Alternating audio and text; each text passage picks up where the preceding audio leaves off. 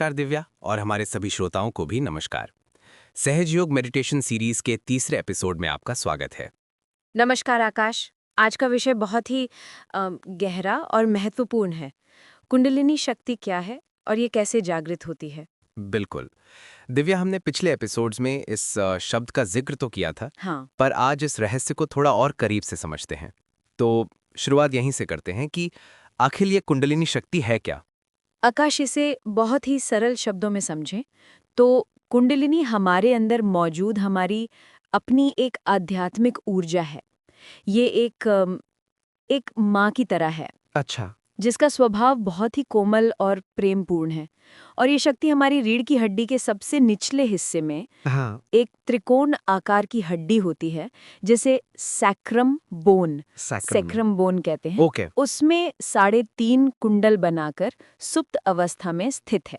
Sacrum bone, ये दिलचस्प है। हाँ कई प्राचीन सभ्यताओं में भी इस हड्डी को पवित्र माना जाता था। हाँ, तो ये शक्ति हम सबके अंदर है, लेकिन सोई हुई अवस्था में। इसका स्वरूप कैसा है? इसका स्वरूप है शुद्ध इच्छा की शक्ति।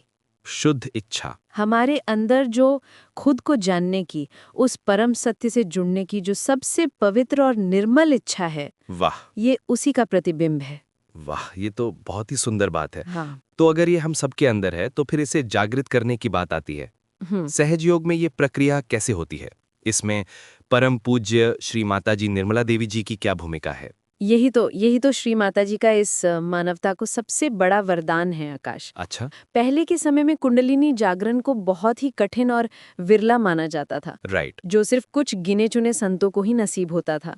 लेकिन श्री माता जी ने एक ऐसी सहज और सरल विधि की खोज की, जिसे कोई भी साधारण व्यक्ति, चाहे वो किसी भी उम्र या धर्म का हो, कोई भी? हाँ कोई भी, वो अपनी इस कुंडलिनी को सहजता से जागृत कर सकता है। इसीलिए इस ध्यान पद्धति का नाम सहज योग है, जो सहजता से घटित हो। इंटरेस्टिंग। तो ये जागरण वास्तव में होता कैसे है? What is the actual process? जब हम पूरे मन से एक बच्चे की तरह अपनी आत्म साक्षात्कार की इच्छा व्यक्त करते हैं, तो ये कुंडलिनी माँ जागृत हो जाती है।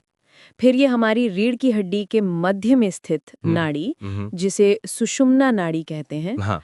उससे होकर ऊपर की ओर उठना शुरू करती है। और जैसे जैसे ये ऊपर उठती है, तब क्या होता है?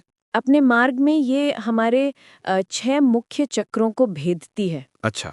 उन्हें शुद्ध करती है और उन्हें पोषित करती है, और अंत में हमारे सिर के सबसे ऊपरी हिस्से पर, जिसे तालु स्थान, हाँ। फॉन्टेनल बोन एरिया कहते हैं, राइट। वहां स्थित सहस्रार चक्र को खोलकर हमें उस सर्वव्यापी परमात्मा की शक्ति से एकाकार कर देती है। और इसी अद्भुत घटना को आत्म साक्षात्कार या सेल्फ रियलाइजेशन कहते हैं। बिल्कुल। ये सुनने में जितना गहरा है, क्या इसका अनुभव भी उतना ही सरल है? क्या हम अपने श्रोताओं को उस विधि से परिचित करा सकते हैं जो श्री माता जी ने हमें दी जरूर है? आकाश, ये प्रक्रिया बहुत ही स्वाभाविक और सरल है। मैं हमारे सभी श्रोताओं से निवेदन करूंगी कि आप जहां भी हैं, ठीक है। बस आराम से बैठ जाएं, चाहे तो जमीन पर या कुर्सी पर, जैसे आपको सुविधा हो। अपनी पीठ को सीधा रखें, पर अकड़ाएं नहीं। अब अपने दोनों हाथों को अपनी गोद में खोलकर रखें और हथेलियां ऊपर की ओर। अब अपने बाएं हाथ को गोद में ही रहने दें। ठीक है। ये हमारी इच्छा शक्ति का प्रतीक है। और अपने दाहिने हाथ का उपयोग हम अपने शरीर के बाएं हिस्से पर कुछ ऊर्जा केंद्रों पर रखने के लिए करेंगे। सबसे पहले अपने दाहिने हाथ को अपने हृदय पर रखें और यहाँ पूरे विश्वास के साथ अपने अंदर कहें, माँ, मैं ये शरीर, मन, बुद्धि, अहंकार कुछ भी नहीं, मैं एक शुद्ध आत्मा हूँ। कहीं, माँ, मैं ये शरीर, मन, बुद्धि, अहंकार कुछ भी नहीं, मैं एक शुद्ध आत्मा हूँ। अब इसी हाथ को अपने माथे पर रखें और यहाँ कहें, माँ, मैंने सबको क्षमा किया और मैंने अपने आप को भी क्षमा किया। और अंत में इसी हाथ की हथेली को अपने सिर के सबसे ऊपरी हिस्से तालू पर रखें और यहाँ अपनी उंगलियों से सिर की त्वचा पर थोड़ा दबाव देते हुए 7 बार प्रार्थना करें, माँ, कृपा करके मुझे मेरा आत्म साक्षात्कार प्रदान कीजिए। बस। अब धीरे धीरे हाथ को वापस गोद में ले आएं। आंखें बंद ही रखें और कुछ क्षणों के लिए बिल्कुल शांत हो जाएं।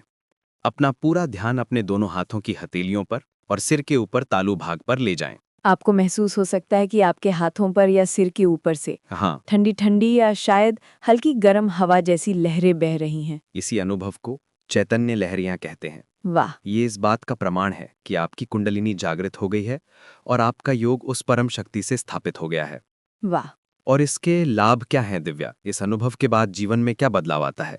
सबसे पहला और तात्कालिक लाभ है निर्विचार समाधि की स्थिति, निर्विचार समाधि यानी थॉटलेस अवेयरनेस।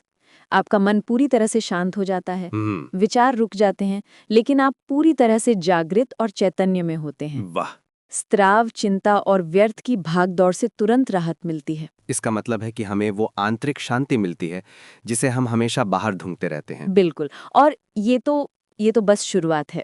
अच्छा। रेगुलर मेडिटेशन से शारीरिक, मानसिक और भावनात्मक स्तर पर गहरा संतुलन आने लगता है। तो आज हमने बहुत ही खूबसूरती से जाना कि कुंडलिनी शक्ति क्या है और श्री माताजी द्वारा दी गई सहज विधि से कोई भी इसे कैसे जागृत कर सकता है। हम आशा करते हैं कि हमारे सभी श्रोताओं ने इस प्रक्रिया को हमारे साथ किया होगा और उस शांति का अनुभव किया होगा। और इसी के साथ हम आज आपके लिए एक सवाल छोड़ के जा रहे हैं।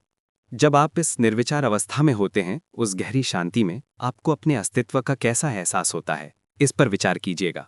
अगले एपिसोड में हम हमारे अंदर स्थित इन ऊर्जा केंद्रों यानी चक्रों के बारे में विस्तार से बात करेंगे। तब तक के लिए हमें आज्ञा दीजिए। जय श्री माता जी। जय श्री माता जी।